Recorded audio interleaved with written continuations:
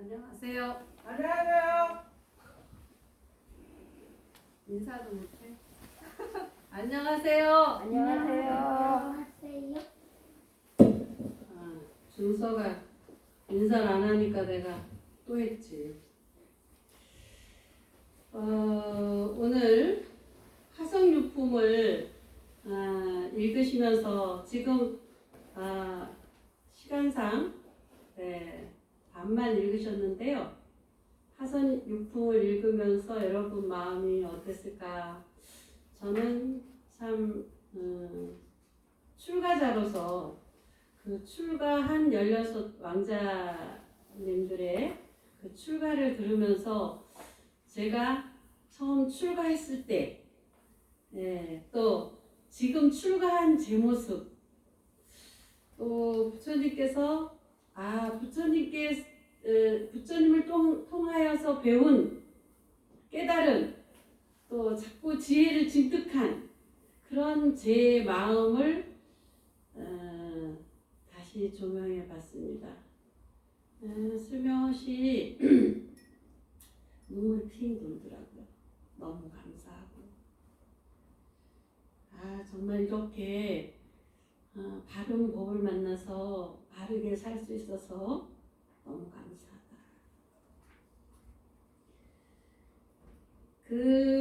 지금 법화경에서 화성유품은 부처님의 가르침을 통해서 그 중생들의 길잡이가 된 16 왕자, 부처님 제자, 또 그 16번째의 그 왕자가 또 여기서도 사가모니 부처님이시다. 이런 것을 얘기해주고 있고요. 또 그러면서 또 거기에 걸림없는 공의 세계. 공이라는 게 아무것도 없는 게 아니에요. 다 있어. 다 있지만 내가 걸림이 없으면 그게 공이야. 그 세계를 지금 화성유품에서 많이 얘기해주고 있어요. 그러니까 하품근기의 중생을 상품근기. 지금은 세상살이에 너무너무 저도 출가하기 전에 세상살이에 바빴죠. 세상살이에 바빠서 어떻게 하면 잘 먹을까, 잘 입을까, 명품 옷을 입을까, 어떻게 하면 명품백을 한번 더 폼나는 거, 남이 없는 명품백을 한번 딱 들고 폼을 재볼까? 저는 그랬어요. 저는 세상에서 아무도 없는 거, 그것도 아무도 없는데 명품인 거, 그런 걸 찾아서 굉장히 좀 특출하게 살아보려고 노력했던 중생 중에 한 명이었고, 지금은 출가자지만 그냥 내 마음에 걸림이 없으면 된다. 내 마음에 걸림이 없이 행복한 존재로 살고 싶다라는 게 지금의 제 마음이에요.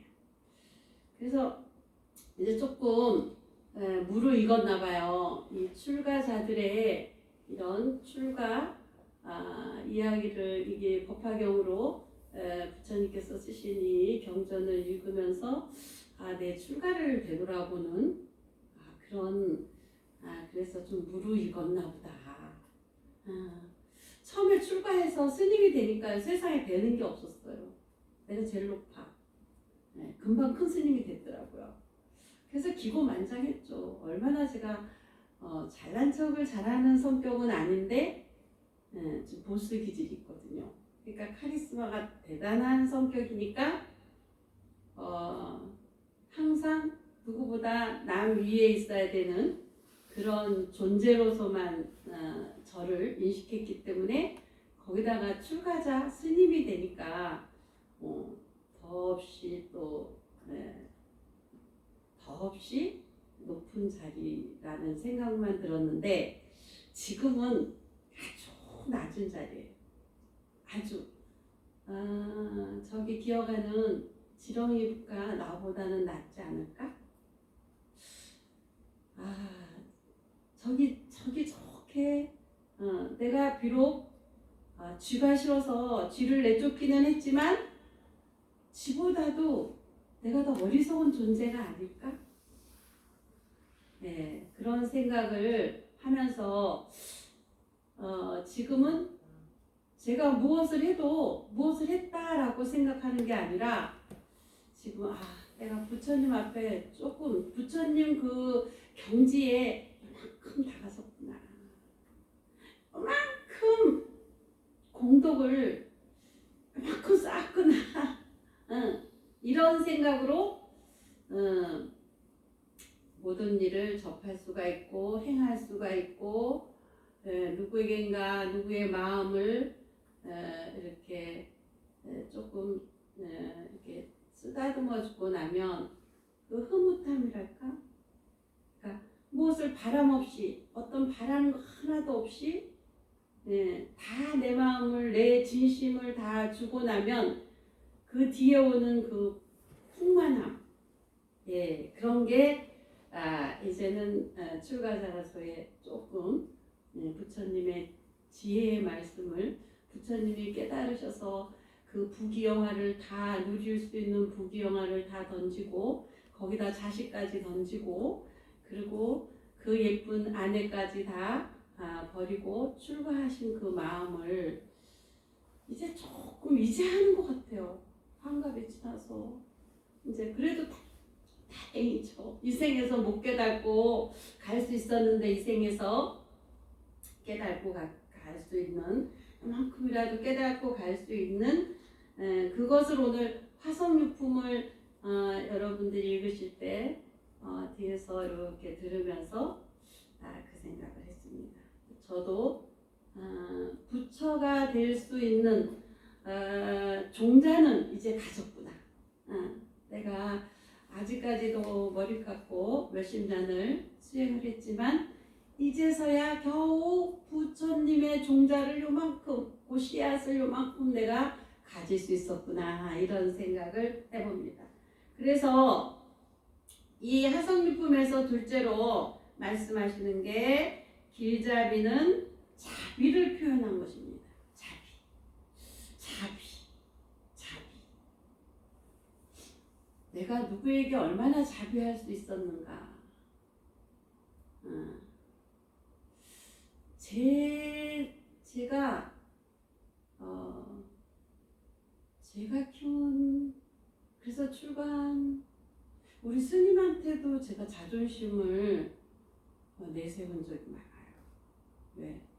같은 스님이 되니까 또 서로 자존심이 좀 있나 봐요. 그런데 더 익은 벼가 고개를 숙인다고 제가 자존심을 내 자존심이 딱 올라오면 제가 그때 이거 아무것도 아닌 건데 이거 아무것도 아닌 것을 내가 지금 씨름을 하고 있구나 이 생각을 제가 생각하면서 팍 내려놔 버리거든요. 아주 팍 내려놔 버려요.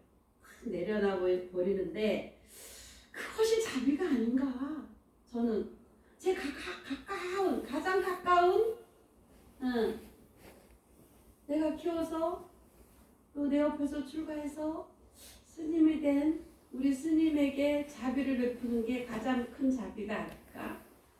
이렇게 생각을 하면서 저는 제 마음을 그냥 탁 그냥 비워버려요. 내려놓고 비워버려요. 그럴 때 참 부처님 법이 참 부처님의 깨달은 법이 참 좋구나. 왜 내가 이 법을 몰랐으면 이런 생각을 했을까? 이렇게 내가 바뀌어 갈까? 이런 생각을 또 해봅니다. 그래서 그것은 중생들을 행복하게 해주면서 그들의 공포를 지니게 하지 않고 그들에게 자비를 베풀면서 나를 더 부드러운 사람으로 부드러운 부처로 만들어가는 그런 계기가 된다. 그래서 이러한 것은 쉽지가 않아요. 비장한 결심이 없이는 절대 될 수가 없어요. 그래서 그러려고 보니까 내가 누구인지 나를 바로 알아야 되겠더라고요. 내가. 이렇게 되기까지는 내가 누군지, 내가 자비를 베풀고 있는 그가 누군지. 요즘 정인이 사건이 굉장히 이슈가 돼서 저도 이렇게 좀 가슴이 아파서 저도 딸이 없어서 딸을 하나 키우고 싶어서 양녀를 하나 하려고 했는데 출가를 하는 바람에요. 제가 자신이 없어서 포기했거든요. 아마 출가 안 했으면 딸을 하나 내가 낳을 수는 없고 아마 딸을 하나 데려다 키우지 않았을까. 딸이 너무 갖고 싶어서 제가 예쁜 걸 좋아해요. 그러니까 시암 스님 어려서 키울 때 그 겉옷은 모르고 속옷을 아마 핑크색의 인어공주가 입는 그런 내의를 아마 사입혔나 봐요. 그런데 이제 어디 수련회를 가게 됐는데 애들한테 놀림을 받았대요. 그래가지고 그 다음부터 그 핑크색은 절대 안 입더라고요. 그래서 안 사게 됐었는데 그렇게 딸이 가지고 싶고 어디 가서 이렇게 바지를 하나 사도 수 놓아진 예쁜 수 놓아진 우리 민정 씨는 알 거야. 딸을 키웠으니까 알겠죠? 왜 딸 키운 사람이 없네? 하나밖에 없네. 한 명밖에. 다들 아들이네. 다. 아이고 저런. 아이 닮은 꼴이다.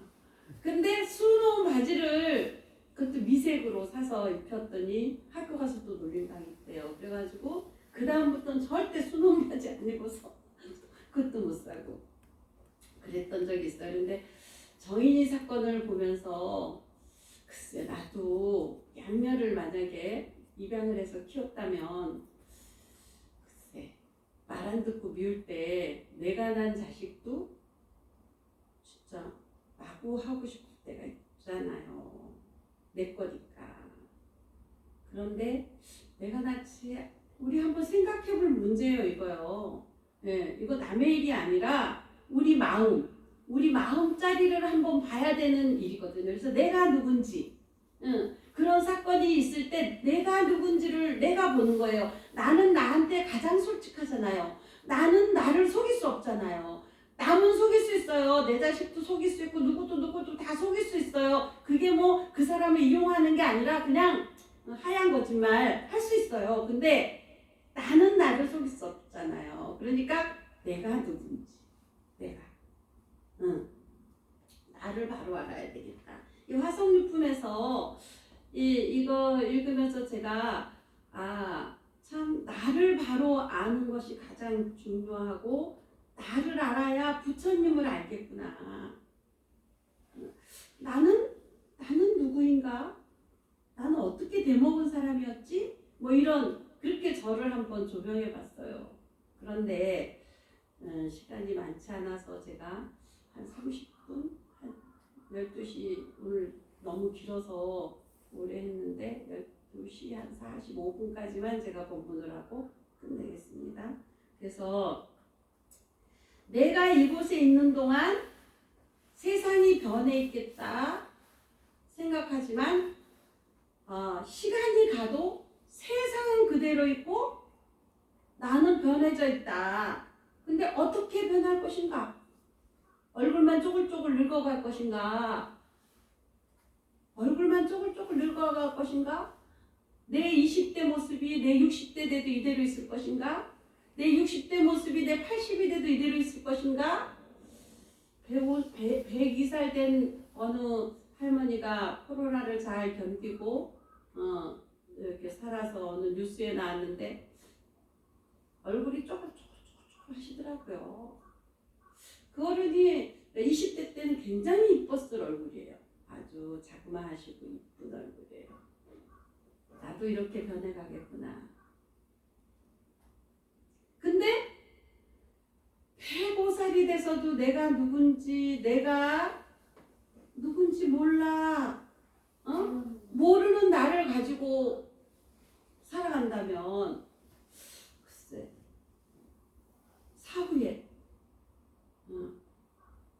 염라대왕 앞에 가서 내가 무슨 대답을 할 수 있을까? 부처님 법을 만나서 부처님 법대로 깨달아서 내가 뭔가 좀 지혜를 증득한 후에 염라대왕 앞에 가는 거와 내가 누군지 모르고 열심히 달리기만 했어. 살아오느냐고 열심히 달리기만 하다가 살아온 나와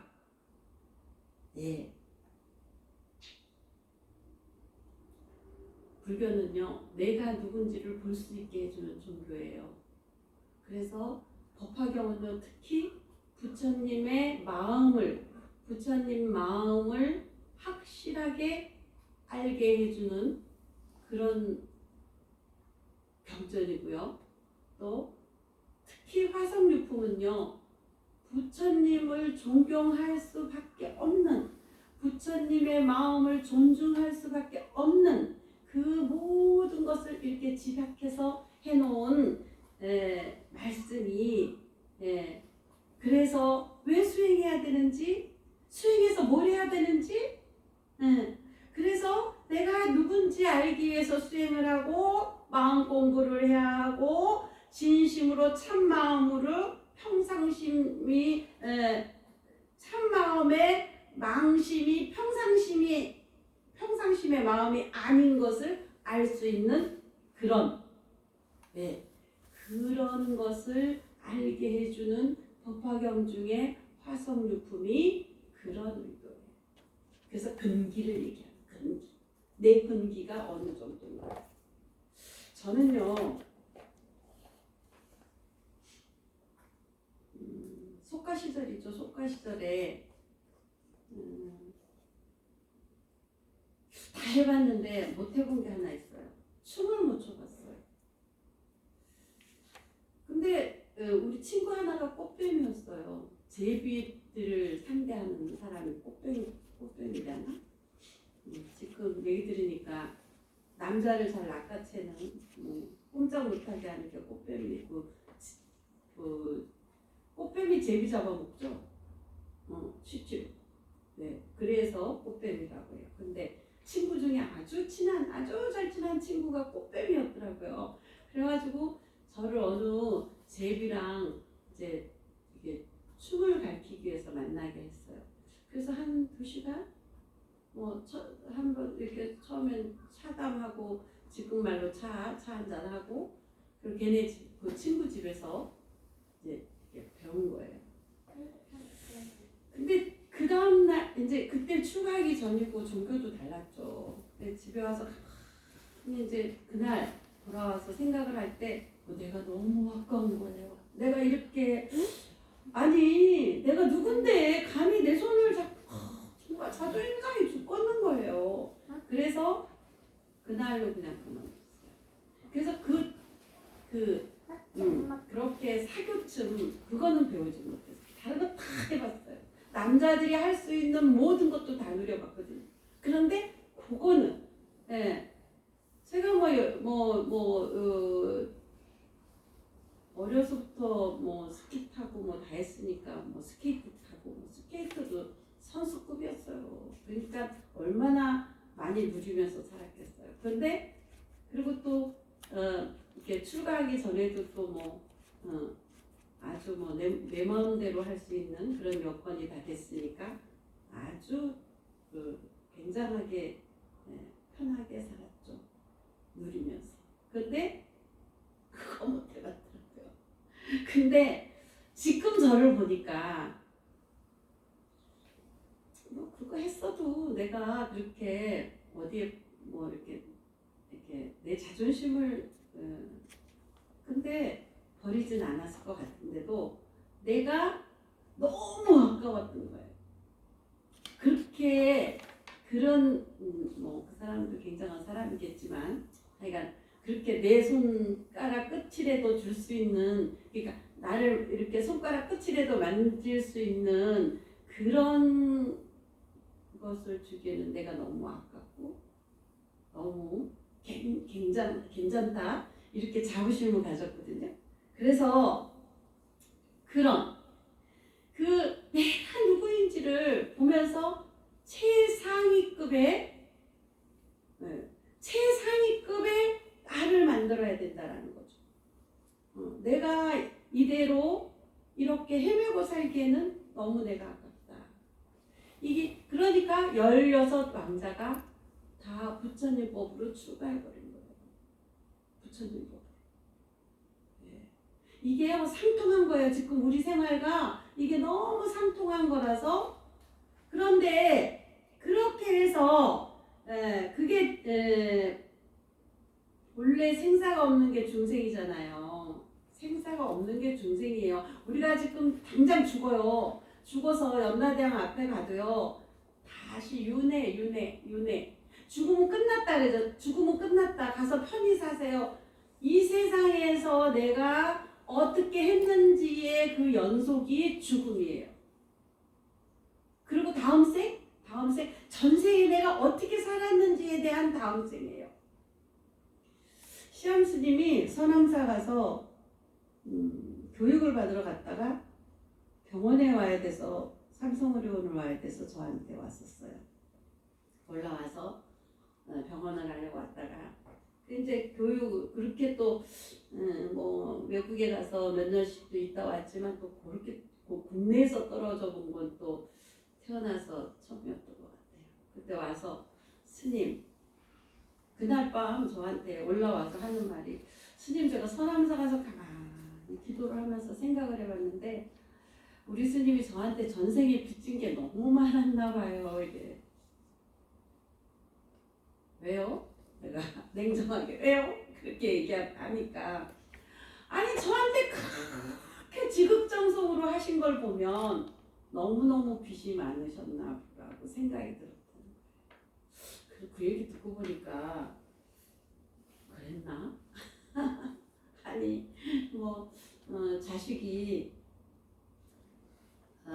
원수를 갚으러 오는 자식이 있고 빚을 받으러 오는 자식이 있고 은혜를 갚으러 오는 자식이 있다더니 시암 스님은 나한테 빚을 받으러 왔었나? 그럼 내가 더 열심히 갚아야 되겠네? 한 번도 생각해보지 않았던 얘기인데 그렇게 저한테 얘기를 하더라고요. 그래서 참 부처님 법이 우리 부모님은 나한테 어떤 분일까를 생각할 수 있는 저 나이에 그때 26살 때니까 저 나이에 그런 생각도 하게 할 수 있겠구나. 참 좋은 법다. 내려보내면서 그 생각을 했던 게 있는데 지금도 가끔 그 생각을 해요. 내 마음에 안 들 때 빚을 받으러 왔지. 빚을 갚아야지. 전생에 내가 빚을 그만큼 많이 빚을 졌나 보지. 빚을 갚아야지. 좀 미울 때 있어요. 키우다 보면. 저렇게 다 커도 출가해도 미울 때 있어요. 그러면 저 혼자 마음으로 빚을 받으러 왔다. 전생에 빚을 많이 졌나 보다 하더니 빚을 많이 졌나 봐. 아직도 갚을 게 있나 봐. 이렇게 생각하고 팍팍 베풀어 버립니다. 그러고 나면 내 마음이 편해요. 그렇듯이 이 생에 지금 이 생에 다 갚아버려야 다음 생에도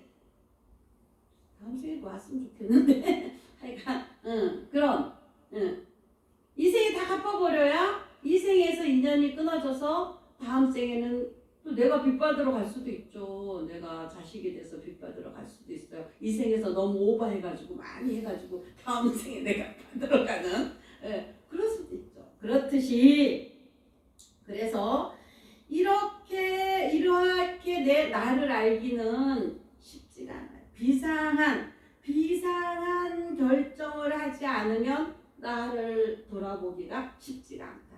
부처님 경전에 이런 말씀이 다 있는 거예요. 그 화성유품에 그게 있는 거예요. 비상한 결심이 아니고는 16 왕자가 동시에 출가를 할 수 있겠어요. 출가는 왕자의 왕자, 신분이 일반인이 아니고 노숙자가 아니고 왕자라고. 왕자인데 아무것도 불편한 게 없는데 탁 출가를 할 수 있겠어요.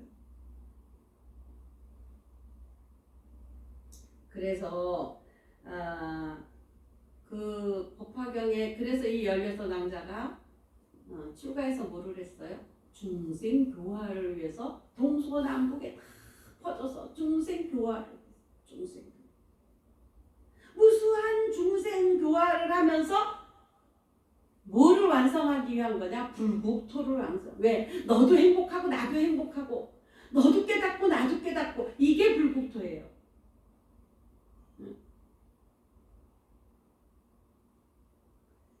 공간적으로 시방이라는 차이점은 있어요.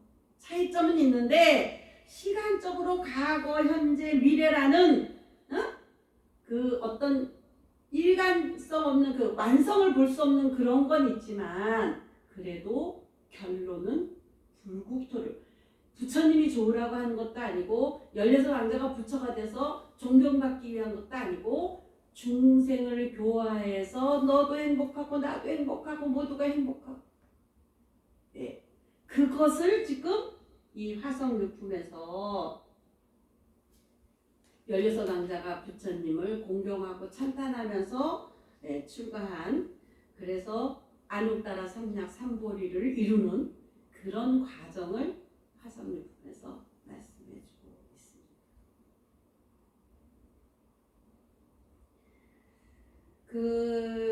이제 오늘은 출가해서 어떻게 하고 있다까지만 읽으셨는데요. 다음 대목은 뭐냐면 이제 보물을 찾아 나서는 네, 사인들의 모습까지. 근데 보물을 찾아 나서는데 네, 또 다음 주에 제가 해드리겠지만 또 그때는 그때대로 할 얘기가 있죠. 또 그래서 이렇게 영원성을 엿볼 수는 없지만 언제가 됐든 불국토를 완성하겠다는 게 이 부처님의 깨달음의 세계고 진리의 세계예요. 그래서 그렇게 하려면 뭐냐? 나를 완성해야 된다. 나를 완성하지 않고 내가 휘청휘청하는 나를 가지고 내가 부처가 될 수 있다. 그건 할 수가 없는 거예요. 네. 중생을 제도한다? 할 수가 없어요. 제가 어떤 특심이 없으면 이렇게 운영하면서 여러분들에게 어떤 제도를 하겠다고 중생 제도를 하겠다고 이렇게 벌려놓고 있을 수가 없거든요. 없어요. 네. 저는 방 한 칸만 있으면 살잖아요. 이런 공간이 필요하지 않잖아요. 네. 이 공간에서 뭐 여기가 무슨 아주 그냥 뭐 떡 벌어진 대웅정도 아닌데 여러분들이 뭐 저를 이런 좋은 곳에 계시니까 우리 스님 최고다 뭐 이러겠어요? 제가 인격적으로 뭔가 완성이 된 내가 아닌 이상은 여러분께 내가 내놓을 게 없잖아요. 그런데 어떻게 해요? 이런 공간이라도 있어야 중생 제도를 하잖아요. 제도. 누가 와서 같이 앉아서 얘기할 공간이 필요하잖아요. 그러니까 이렇게 하듯이 이렇게 중생 제도를 위한 공간이에요. 여러분이 여러분 집이에요. 여기가 청정사가 여러분 터전이에요. 여러분도 같이 중생제도를 같이 해 나가야 하는 이론이라면 이론. 그러려면 어떻게? 나 자신을 알아야 된다. 나를 반듯하게.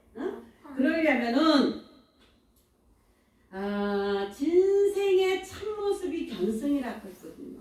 그런데 벌나비들이 불빛이 좋다고 막 불빛이 다 하고 쫓아 들어왔다가 어떻게 돼요? 어떻게 돼요? 아니 뭐 차창 밖으로 오면은 차 위에 부딪혀서 다 이렇게 되고. 좋죠. 네. 그럼 불빛이 좋다고 불에다 쫓아 들어오면 어떻게? 다 죽잖아요.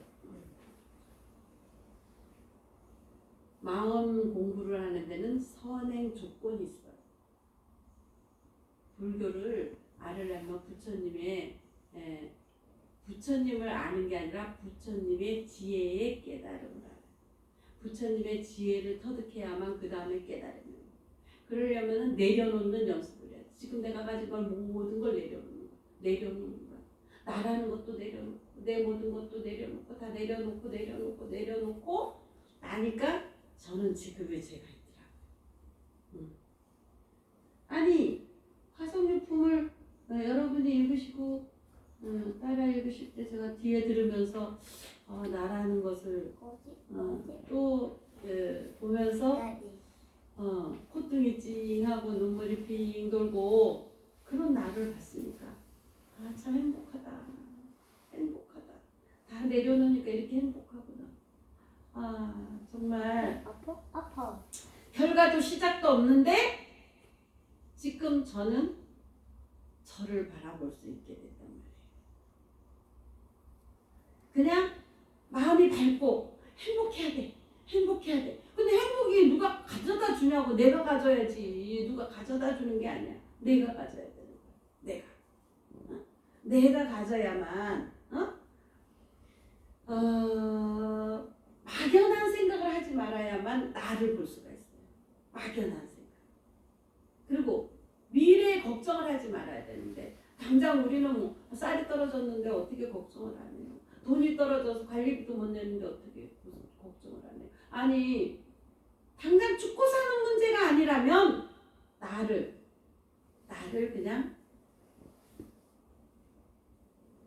잘, 그러니까 나를 밝게 가질 수 있는 밝은 생각을 하고 행복한 생각을 해야 행복이 나에게 오는 거예요.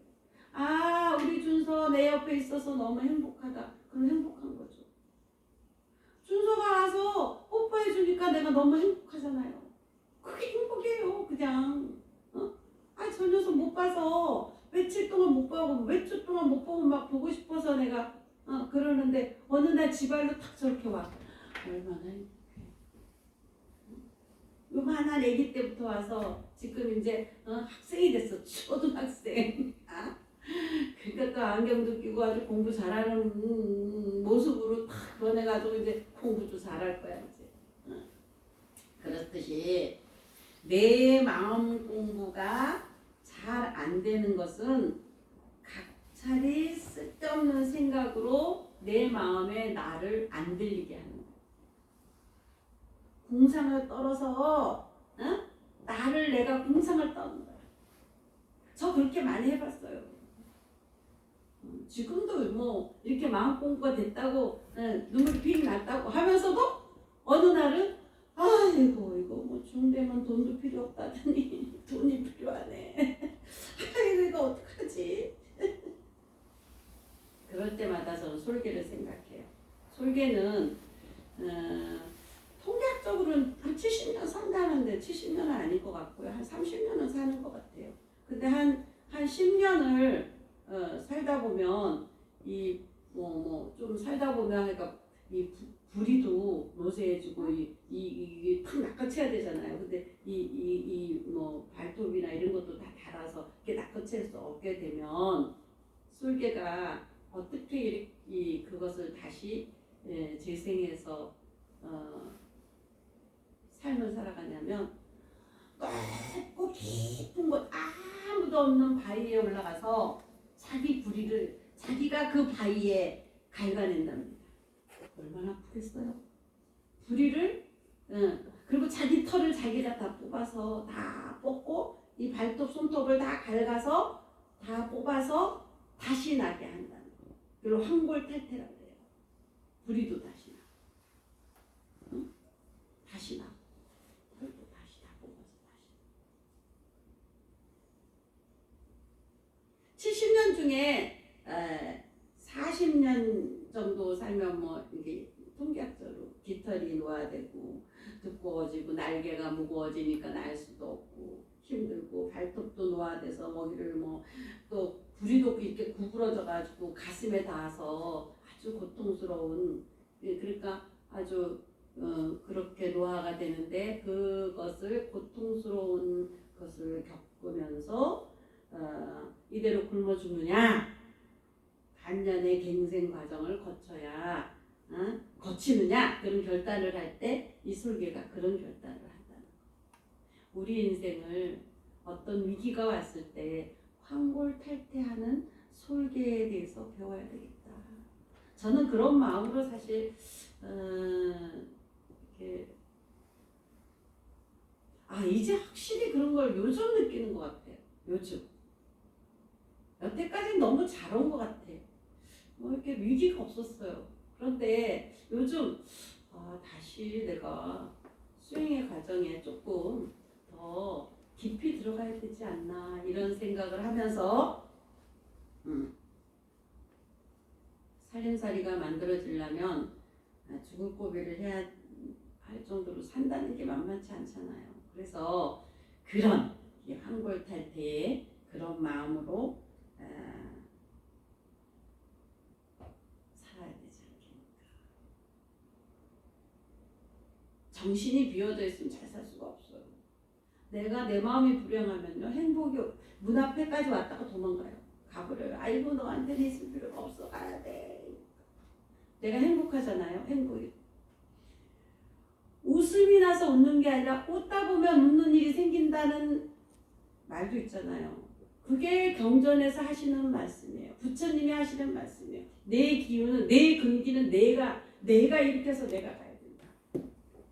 포기할 수 없잖아요.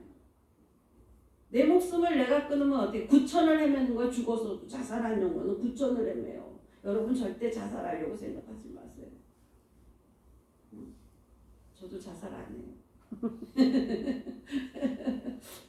왜? 9천을 헤매, 살아서 이 9천을 헤매고 사는 것도 힘들어 죽겠는데 죽어서 또 9천을 너무 억울하잖아. 그리고 또 뭔가 또 생명체가 돼서 또 나와야 되고. 그래도 성불해가지고 부처님 도솔천에 가서 사는 게 아닐 바에는 사람으로 또 와서 수행해가지고 사람으로 와서 수행을 해야만 성불할 수 있기 때문에 부처님께서도 인간으로 오신 거예요. 예. 그러니까 여러분이 이 생에서 수행을 다 못해서 성불을 못하잖아요. 도솔천에 가서 부처님 나라 가서 못 살잖아요. 그럼 어떻게 해야 돼? 다시 사람으로 와서 다시 수행을 해서 성불을 해야 되는 거예요. 내가 해야 되는 거 누가 해주는 것도 아니에요. 스님이 됐다고 다 만들어졌다고 다 되는 게 아니란 말이에요. 이것을 잘 스님으로서의 이것을 잘 감당해서 잘 지켜가서 잘 내려놓고 잘 비우고 잘 공부하고 잘 수행해서 해야만 해도 네, 이 생에서 욕심만 많이 내고 돈만 끌고 모으던 스님은 구렁이가 된대요. 네. 먹을 것만 밝히고 좋은 것만 좋은 것만 먹고 수행 안 하는 스님은 돼지가 된대요. 그런 게 다 있단 말이에요. 그러니까 뭐든지 불자로서의 참모습을 갖추는 것이 가장 중요하다.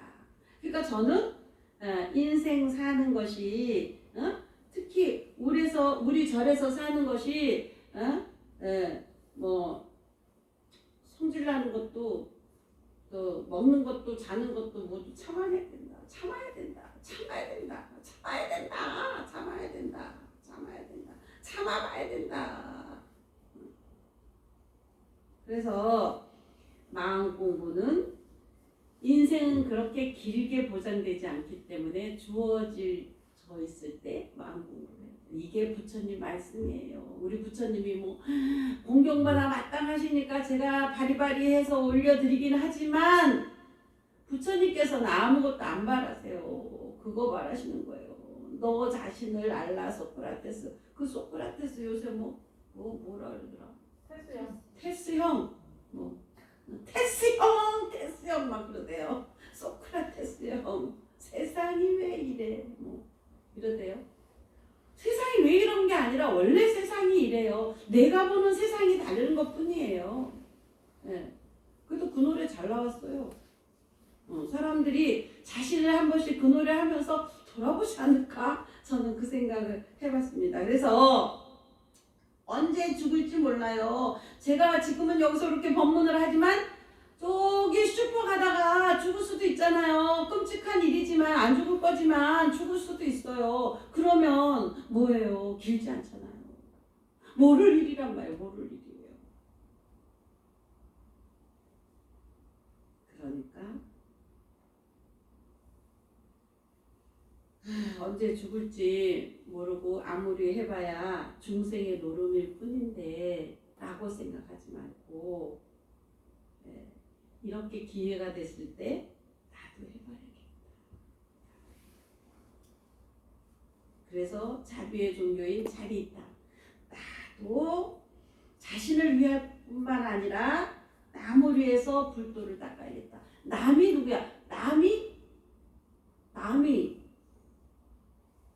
최부살님 남은 옆이 민정씨 아니지 도반이 됐네.